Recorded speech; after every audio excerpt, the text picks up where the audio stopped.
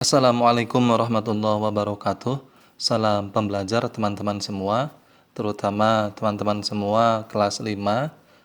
Pada hari ini, pada kesempatan kali ini kita akan membahas soal penilaian akhir semester tema 2 kelas 5. Jangan lupa teman-teman semua klik like, komen, dan subscribe dan share video ini sebanyak mungkin, baik itu ke grup kelasnya ataupun ke grup WhatsApp apa saja, agar yang lain bisa ikut belajar di channel YouTube Baik Insting. Oke, sekarang kita akan membahas tema 2. Nomor 1 ini kita akan membahas soal PKN ya. Jadi kalau ada teman-teman semua, Pak, tolong bahas PKN atau Pak, tolong bahas Indonesia. Jadi sekarang tidak ada pelajaran PKN, tidak ada pelajaran bahasa Indonesia terpisah, tetapi pelajaran tersebut sudah ada di dalam tema itu sendiri ya. Jadi PKN ya ada dalam tema, di tema 2, di tema 3 atau tema berapa. Ya, itu dalam tema. Oke, sekarang nomor 1 ini kita pelajaran PKN ya. Kompetensi dasar 3.2. Pada hari Minggu, Pak Budi berencana pergi berlibur bersama keluarganya ke pantai. Akan tetapi, pada hari Minggu yang sama, warga masyarakat Desa Sukamakmur akan mengadakan kerja bakti membersihkan selokan. Pak Budi sebagai warga masyarakat memutuskan untuk menunda acara berliburnya bersama keluarga karena Pak Budi harus ikut kerja bakti. Tindakan Pak Budi tersebut mencerminkan sikap tanggung jawab sebagai titik-titik. A. Kepala keluarga, jelas. Kepala keluarga salah, ya. Kepala keluarga salah. Walaupun Pak Budi ini sebagai seorang ayah, sebagai seorang kepala keluarga, tetapi di sini bukan tanggung jawab sebagai kepala keluarga. Ya, bukan sebagai tanggung jawab sebagai kepala keluarga ya. Yang B, diri sendiri, ini juga bukan. Yang C, tanggung jawab sebagai warga negara. Nah, warga masyarakat. Nah, ini baru benar. Ya, berarti jawabannya adalah sebagai warga masyarakat. Karena Pak Budi termasuk ke dalam masyarakat, maka ini adalah termasuk tanggung jawab sebagai warga masyarakat di lingkungan rumah Pak Budi. Jadi Pak Budi ini memutuskan untuk berliburnya diundur itu karena itu sikap tanggung jawab sebagai warga masyarakat. Ya, kalau dia warga negara salah.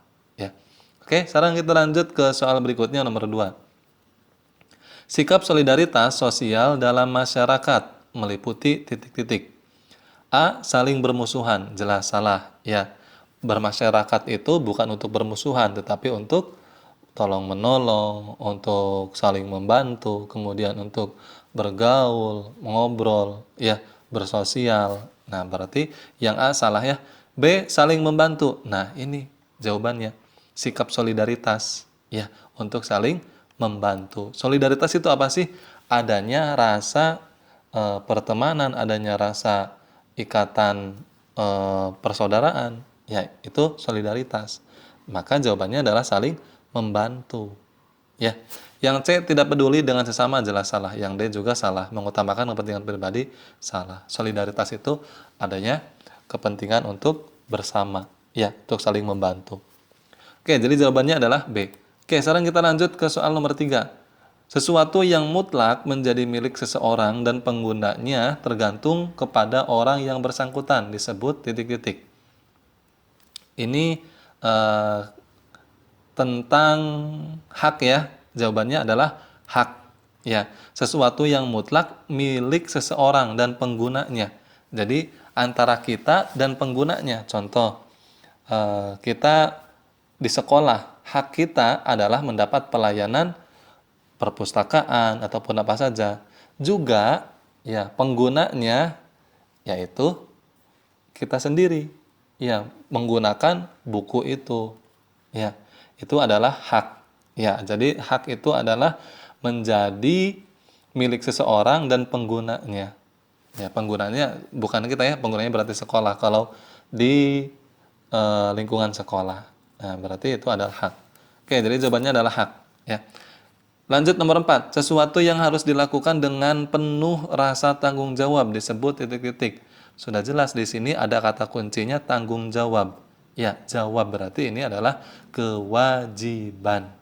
Ya, adalah kewajiban. Sesuatu yang harus dilakukan ya dengan penuh rasa tanggung jawab. Contohnya apa? Kewajiban kita melaksanakan sholat, kewajiban kita belajar, ya harus dilakukan dengan penuh rasa tanggung jawab. Ya. Jadi jawabannya adalah kewajiban. Oke, kita lanjut ke soal berikutnya nomor 5. Keputusan yang sudah ditetapkan berdasarkan pertimbangan, pemikiran, dan pembahasan yang matang disebut titik-titik. Keputusan di sini ya, keputusan yang sudah ditetapkan. Nah, ini keputusan apa nih? Keputusan bersama. Ya, keputusan itu ya bersama dengan pertimbangan banyak orang, dengan pemikiran banyak orang, pembahasan. Ya, jadi keputusan bersama. Nomor 6. Nah, ini nomor 6 isian ya. Jadi sebetulnya soal esai itu ya seperti soal tema itu seperti ini. Ada beberapa soal ABC kemudian diseling dengan soal isian. ABC lagi seling lagi dengan isian, ya. Nah, seperti ini. Nomor 6 kita isian masih PKN. Tidak memaksakan kehendak kepada orang lain merupakan sikap yang harus dimiliki seseorang dalam musyawarah. Ya, ketika kita ingin bermusyawarah, maka dilarang atau tidak memaksa kehendak atau keinginan orang lain. Biarkan mereka berpikir secara sendiri, tetapi nanti di akhirnya ada sebuah pertimbangan, ada sebuah pembahasan. Nah, ini dalam bermusyawarah, ya, atau musyawarah jawabannya, ya. Lanjut soal nomor 7. Kesepakatan untuk melaksanakan hasil musyawarah disebut. Nah, ketika musyawarah, nah, pasti ada sepakat. Itu namanya apa? Mufakat. Nah, ya, mufakat. Nah, lanjut soal nomor 8. Tuliskan 3 bentuk hak sebagai warga masyarakat. Haknya di masyarakat kita apa? 1. Haknya adalah mendapatkan perlindungan hukum. Ya, yang kedua, menikmati lingkungan bersih, dan yang terakhir, hidup tenang dan damai. Nah, ini hak kita sebagai warga masyarakat. Nah, ini soal esai ya. Ini isian, kemudian ini esai. Oke, lanjut ke soal nomor 9, bahasa Indonesia kompetisi dasar 3.2. Bacalah teks berikut. Dayu memelihara banyak ikan hias berjenis ikan maskoki. Ikan-ikan hias itu dipelihara dalam sebuah akuarium. Setiap hari Dayu memberi makan ikan-ikannya. Kalimat tanya yang sesuai dengan bacaan di atas adalah titik-titik. Nah, ini berarti kita harus mencari kalimat tanya di sini yang jawabannya ada di bacaan teks ini nih, nomor 9. Kita lihat yang A. Kapan ikan hias itu diberi makan? Di sini ada keterangan waktu tidak? Ada. Kapan diberi makannya? Si Dayu ini memberi makan ikannya setiap hari. Nah, berarti yang A benar jawabannya. Ya, berarti jawabannya di sini ada kalimat tanya sesuai dengan jawabannya ini nih. Ya, kapan? Berarti setiap hari Dayu memberikan makanan kepada ikan. Ya, berarti yang A benar ya. Kita cek yang B. Bagaimana ikan hias itu diberi makan? Di sini tidak ada. Ya, tidak dijelaskan tentang cara-cara memberi makan ikan hias koki ya. Nggak ada di sini ya. Berarti yang B salah. Yang C, mengapa ikan hias itu diberi makan? Di sini tidak ada. Ya sudah jelas, setiap makhluk hidup membutuhkan makanan yang harus dikasih makan. Ya, bukan mengapa. Di sini tidak dijelaskan ya, alasannya dikasih makan tidak ada. Berarti yang C salah. Yang D, apa makanan ikan mas koki? Di sini tidak ada jenis makanannya, tidak ada. Ya, berarti yang tepat adalah A, kapan ikan hias itu diberi makan. Oke, lanjut ke soal berikutnya nomor 10. Baca teks berikut. Asma merupakan penyakit penyumbatan saluran pernafasan yang disebabkan oleh alergi. Pencetus alergi misalnya udara dingin, rambut, bulu, kotoran, debu, atau tekanan psikologis.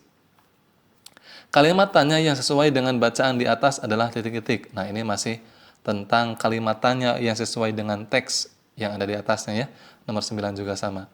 Nah, kita lihat yang A, bagaimana penyakit asma terjadi? Di sini tidak ada ya tentang bagaimana bisa penyakit asma itu terjadi, tetapi di sini hanya ada penyebabnya. Ya, kalau pertanyaannya apa penyebab? Nah, itu benar. Ya, ada di sini penyebabnya yaitu oleh alergi. Kalau yang A, bagaimana penyakit asma terjadi? Tidak ada di sini tadi setelah baca kita tidak ada jawabannya. Yang B berarti yang A salah ya. Siapa yang terkena penyakit asma? Di sini juga tidak ada. Ya jelas penyakit asma itu ya manusia. Ya. Di sini tidak ada dijelaskan ya. Yang C, bagaimana menyembuhkan penyakit asma? Juga di sini tidak ada tentang cara penyembuhannya. Nah, berarti yang C juga salah. Nah, yang D, apa penyebab penyakit asma? Nah, ini benar jawabannya betul ya. Apa penyebabnya? Disebabkan oleh alergi. Ada jawabannya di sini. Nah, berarti pertanyaan yang sesuai dengan bacaan ini adalah yang D. Apa penyebab penyakit asma? Oke, lanjut nomor 11. Perhatikan teks berikut. Kanker paru-paru merupakan salah satu penyakit paling berbahaya. Sel-sel kanker paru-paru terus tumbuh tidak terkendali. Penyakit ini lama-kelamaan dapat menyerang seluruh tubuh. Salah satu pemicu kanker paru-paru adalah kebiasaan merokok. Oke, pertanyaannya, siapa yang beresiko besar terkena penyakit paru-paru, kanker paru-paru? Nah, siapa nih? Jelas. Di sini dijelaskan adalah mereka yang merokok. Mereka yang merokok ini adalah salah satu pemicu kanker paru-paru. Berarti yang eh, terkena paling beresiko itu adalah perokok atau orang yang merokok. Bukan pedagang rokok ya. Karena pedagang rokok itu mereka hanya berdagang, belum tentu dia juga merokok ya. Berarti jawabannya adalah A, orang yang merokok atau perokok. Nomor 12, perhatikan teks berikut. Bronkitis merupakan gangguan pada cabang batang tenggorokan akibat infeksi. Gejalanya adalah penderita mengalami demam dan menghasilkan lendir yang menyumbat batang tenggorokan. Akibatnya, penderita mengalami sesak nafas. Kalimat tanya yang sesuai dengan bacaan di atas adalah titik-titik. A. Bagaimana menyembuhkan penyakit bronkitis? Ada di sini jawabannya? Tidak ada. Ya, di sini hanya tentang gejala-gejalanya. Ya, dan kemudian akibatnya. Nah, jadi di sini tidak ada cara menyembuhkannya. Berarti yang A salah.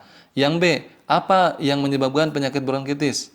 Di sini juga tidak ada ya penyebabnya, yang menyebabkannya, yang menyebabkan penyakit bronkitis di sini tidak dijelaskan. Ya, di sini hanya bronkitis, gangguan pada tenggorokan, eh, kemudian gejalanya, ya. Nah, berarti yang B salah ya. Oke, kita lanjut yang C. Lihat, di mana terjadinya infeksi pada penderita penyakit bronkitis? Ada di mana? Yaitu pada cabang tenggorokan. Ya, pada cabang tenggorokan. Ya, cabang tenggorokan. Berarti jawaban C ini benar ya. Jawaban C adalah benar karena di sini ada. Ya. Yang D, kapan penderita bronkitis mengalami gejala demam? Di sini tidak ada ya, tidak dijelaskan. Sebetulnya yang B ada tidak sih jawabannya yang B? Apa yang menyebabkan penyakit bronkitis? Yang menyebabkannya apa? Sebetulnya ada ya, akibat dari infeksi ya. Nah, berarti ada dua nih, antara C atau B. Ya, sudah boleh dua-duanya ya, salah satunya boleh. Apa yang menyebabkan penyakit bronkitis? Nah, di sini kan bronkitis merupakan gangguan pada cabang batang tenggorokan akibat infeksi. Nah, berarti akibat infeksi yang menyebabkannya adalah infeksi. Berarti yang B juga ada jawabannya nih, infeksi. Yang C juga di mana terjadinya infeksi pada penderita penyakit bronkitis? Yaitu di sini, pada cabang batang tenggorokan. Nah, berarti yang B dan C ini ada jawabannya ya. Berarti boleh salah satu B atau C. Ya. Lanjut, kita lanjut ke soal nomor 13. Perhatikan teks berikut. Tuberkulosis atau TBC merupakan penyakit paru-paru yang disebabkan oleh Mycobacterium tuberculosis. Bakteri tersebut menimbulkan bintil-bintil pada dinding alveolus. Jika penyakit ini menyerang dan dibiarkan semakin luas, dapat menyebabkan sel-sel pada paru-paru mati. Akibatnya, paru-paru akan menguncup atau mengecil. Hal tersebut menyebabkan para penderita TBC napasnya sering terengah-engah. Nah, pertanyaannya, bagaimana kondisi paru-paru pada penderita tuberkulosis? Nah, tadi bagaimana? Di sini tuh, mana tadi?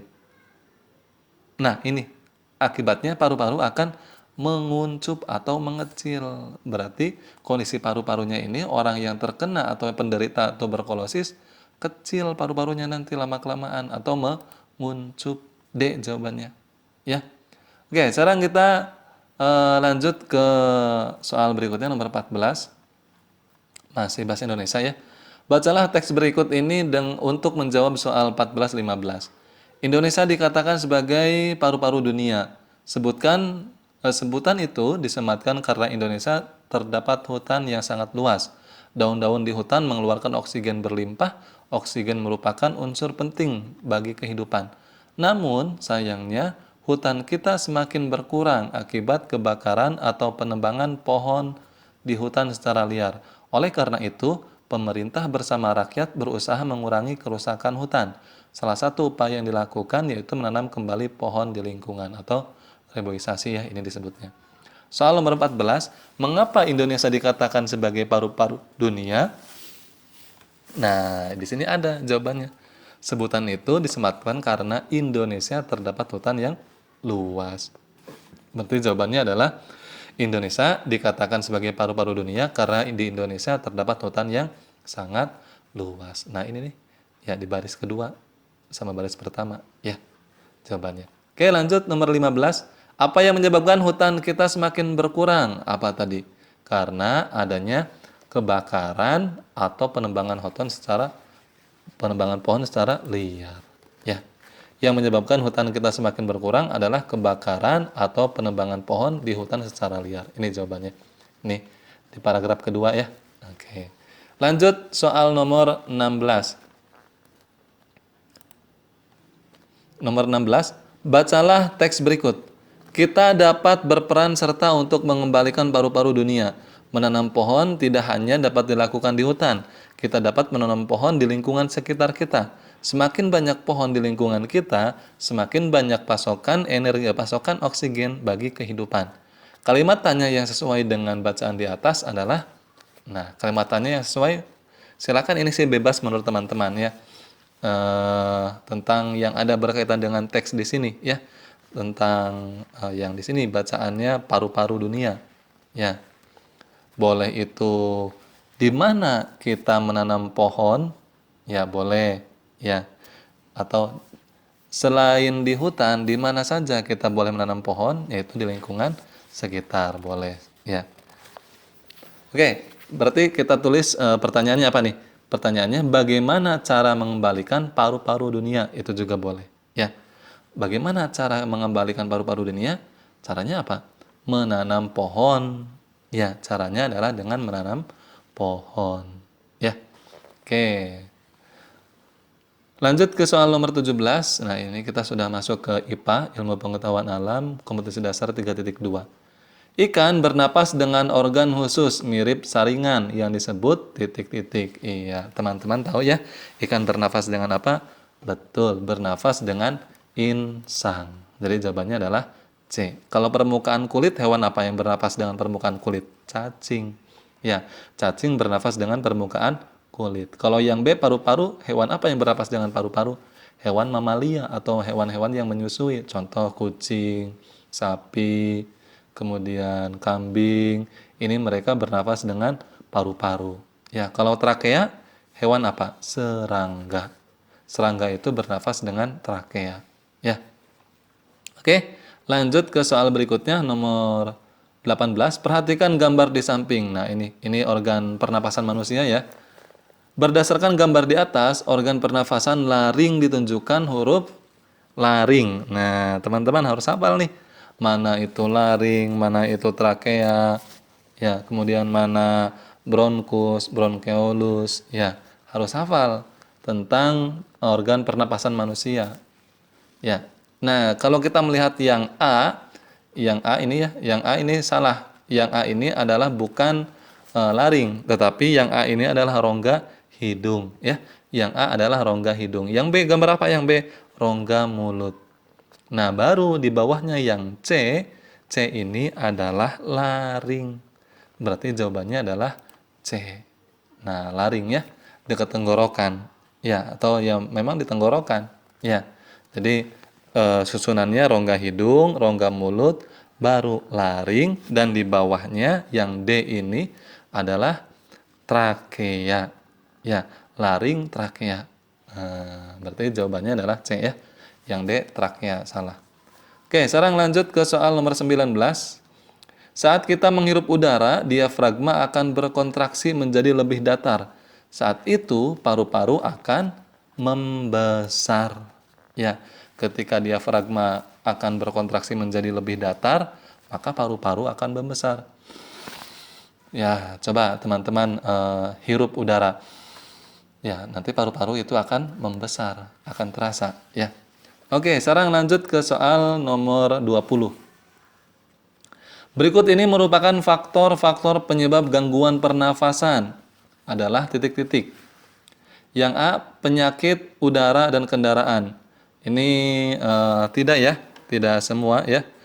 Kendaraan juga ada yang menyebabkan pernafasan, ada yang tidak, tergantung dari energi apa yang dia gunakan kendaraan itu. Ya. Kita lanjut ke soal berikutnya. Jawaban berikutnya yang B, fisik, penyakit dan lingkungan.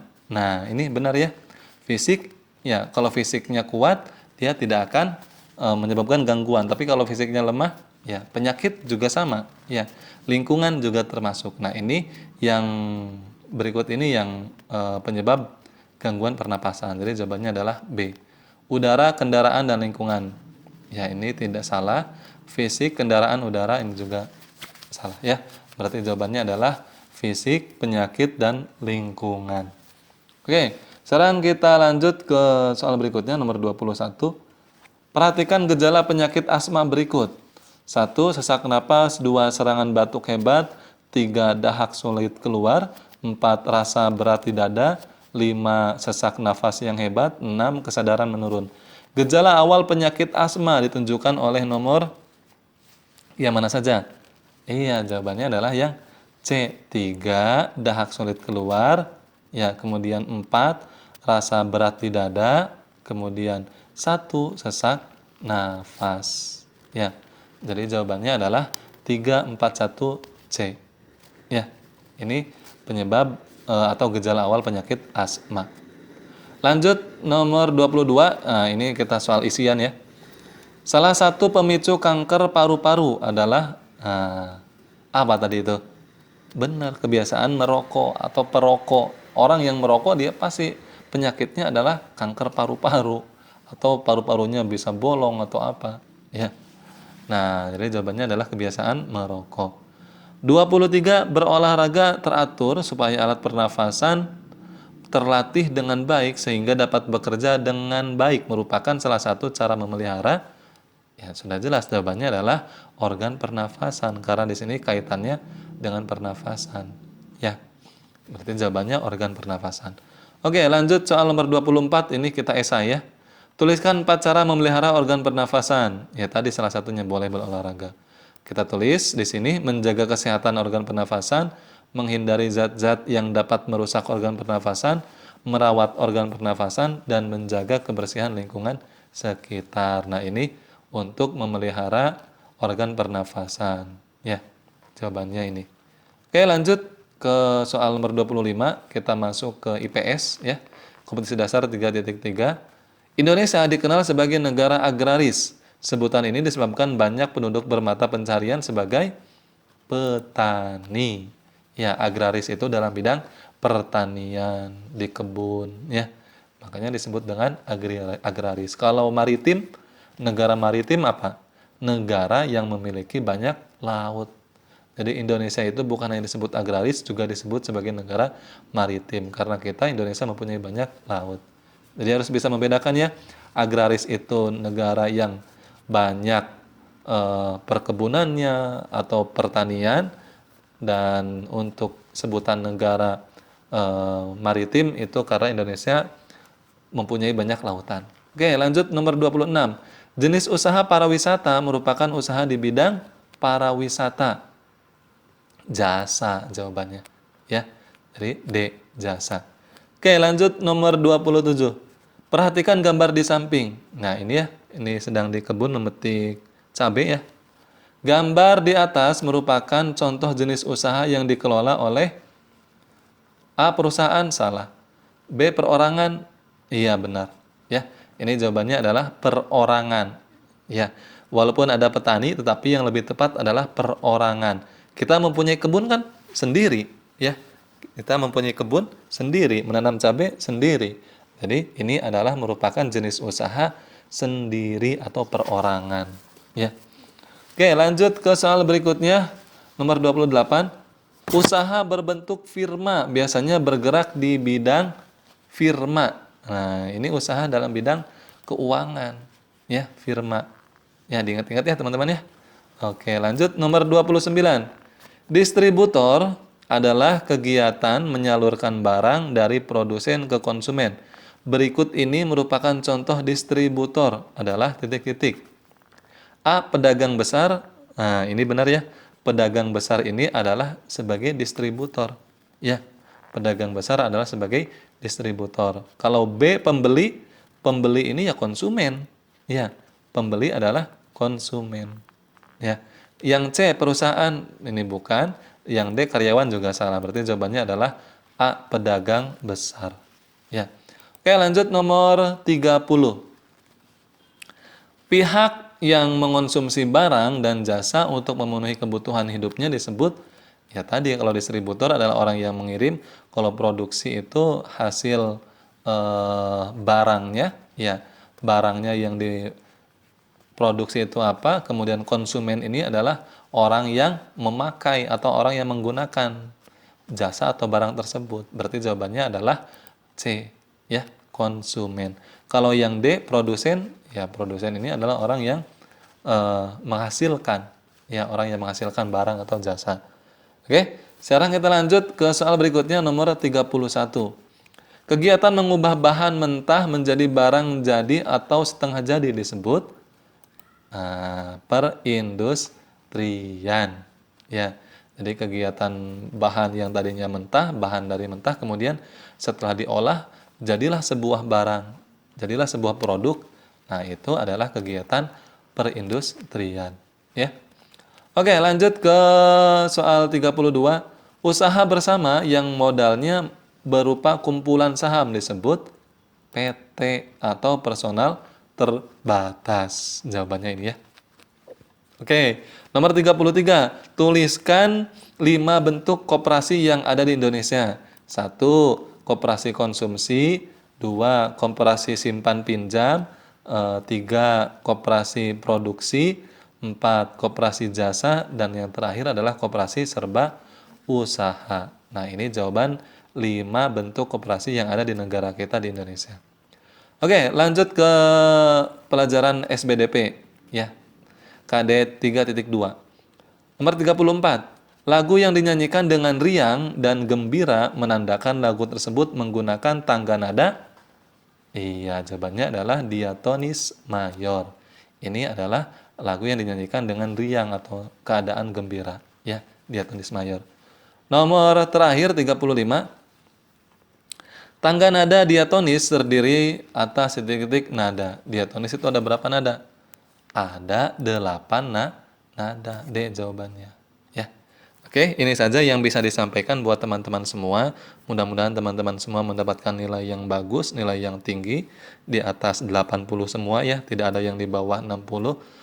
Mudah-mudahan 80, di atas 80, 85, 88 atau 90 bahkan 100. Amin ya rabbal alamin. Dan mudah-mudahan teman-teman semua juga mendapatkan ranking atau peringkat di dalam kelasnya ya. Amin ya rabbal alamin. Jangan lupa untuk mendukung channel ini agar terus berkembang, share video ini sebanyak mungkin ke grup WhatsApp-nya, grup apa saja. Terima kasih, mudah-mudahan bermanfaat buat teman-teman semua. Salam pembelajar. Wassalamualaikum warahmatullahi wabarakatuh.